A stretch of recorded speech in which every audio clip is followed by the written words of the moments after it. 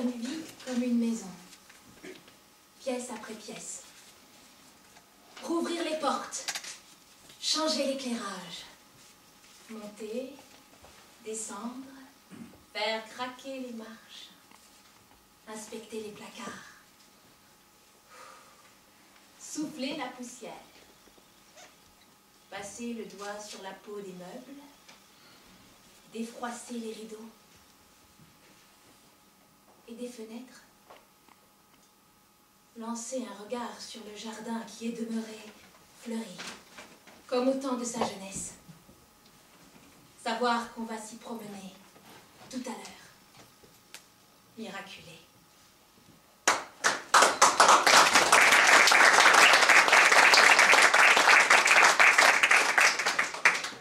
Le masque fatigué de La Fontaine, bouche grande ouverte, crachant un filet d'eau ennuyé.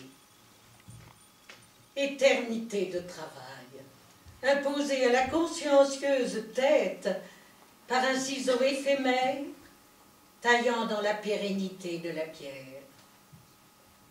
Au centre d'un large carré de terre fraîche, l'arbre a une place d'enfant au bureau.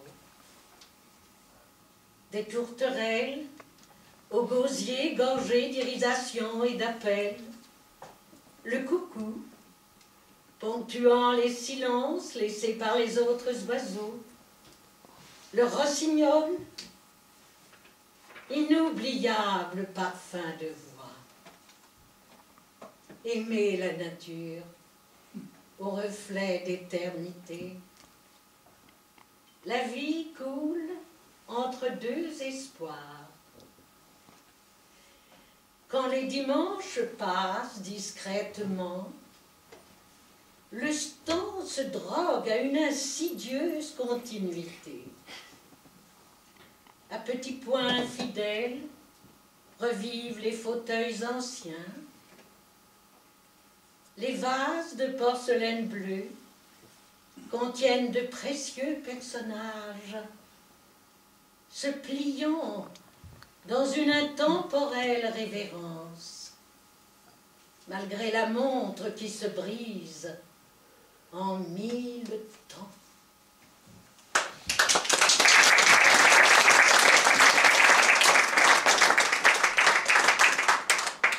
Après des kilomètres de petits pas, il déballait sur le perron de notre maison des trésors de quincailliers pour toute une année. « Monsieur le professeur, disait-il à mon père, des stylos, du cirage, des reliures. »« Madame le professeur, continuait-il pour ma mère, des chiffons, du shampoing, des brosses à reluire. »« Mademoiselle le professeur, finissait-il par moi, des tabliers, des peignes pour poupées, des jasmins. » Il repartait dans une aura parfumée à la citronnelle, à l'antimite, courbé sur sa voiture à bras. Il saluait tout et tout le monde. Peu à peu, les ans le cassaient, le grandissaient. Il venait de plus en plus rarement, il ne vint plus du tout. Je le rangeais avec les figurants de mon enfance. À des années de là, il réapparut dans le rêve, aussi vieux, aussi petit, aussi déférent. Il sort de sa mâle peau de chagrin les produits du souvenir, et régulièrement, en quelques gestes, il dégraisse la mémoire de ces décennies superflues. Au milieu d'ustensiles périmés, d'essence figée, je me retrouve à piétiner d'impatience sur le perron de mon existence. Pouvoir de commis voyageur.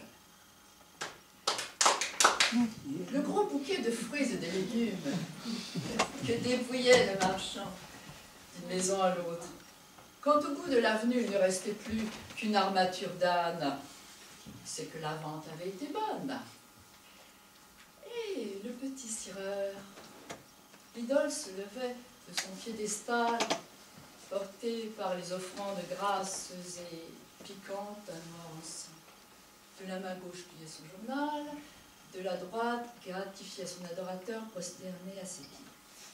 Une autre prenait aussitôt sa place, le même rituel commençait, geste après geste, effluve pour effluve, jusqu'au soir. Dans une litanie de chiffons à reluire, le petit cireur chassait ses démons de boue et de poussière.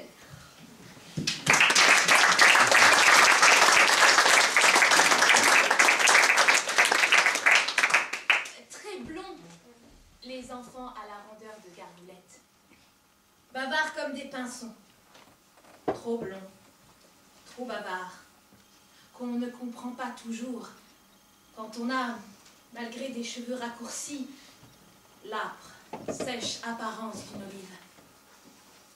Et les choses qu'on sait par cœur, de ce cœur intime, étranger, qui devant de si petits enfants, si clairs, si assurés, se noue d'une faveur douloureuse et oblige à sautiller pour s'empêcher de pleurer. Les cerfs sont notre constant objectif. Nous entrons dans le premier abri, tempéré, chaud. Adjectif abolitif qui annule tout ce qui continue d'exister à l'extérieur. Nous y prenons une stature idéale. L'homme va trop loin perdre sa grâce. Fougère arborescente, tronc à peau d'éléphant, de jaguar, de kiwi. Feuilles faïencées, lisses, savoureuses. Ici, tout croît sur place. Le bonheur s'élève, fleurit, ouvrant des yeux étrangers, blancs et bleus, tirant de roses langues. Il a de fortes nervures, du duvet, du poil. Mousse en ocelles oranges, s'étire en zébrures jaunes et vertes. Entre deux vives nouaisons, il rêve clair. Sur le bronze mat de somnolentes clochettes, il éveille de douces évocations. Sans peur, il ne craint pas même que ne lui tombe sur la tête le ciel rendu flou par le vitrage, obscurci à volonté par les lattes de bois.